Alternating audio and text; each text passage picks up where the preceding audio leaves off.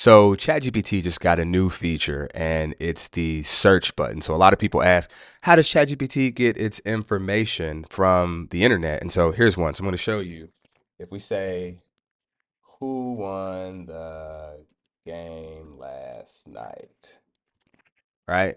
And that's just a very ambiguous who won the game last night. But as you can see, it put a bunch of games, right? So it says, hey, here's the football games, here's the Houston Texans. And so it's pulling all of this from the internet and it's telling you the sources.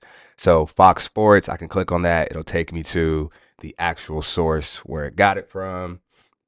And then also does the basketball games. And so here are all the sources that it used. And then I can get a list of the sources that I can then scroll through. And so the question you should be asking yourself is, man, how does it pick where its sources from, right? And so when you think about just SEO, which is search engine optimization, which is typically Google, right? We would just Google this and Google would bring up a list of websites and then we would kind of cycle through that. This is already giving a website. And so if you're a marketer or if you're a content creator, you got to think like, man, how do I leverage this as a distribution channel? But we won't stop there because there's also, I was on just Twitter and I saw Sam Altman had tweeted about the Google Chrome extension. And I'm like, let me try that out. So there's a ChatGPT Google Chrome extension, and this is the official one. And so how does this work, right? You can go right into the Google search bar.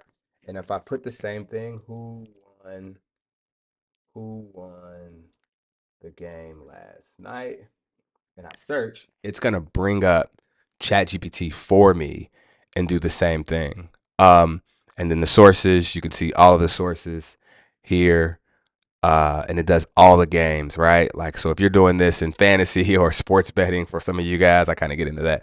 But this is big. This has big ramifications for how we search the internet.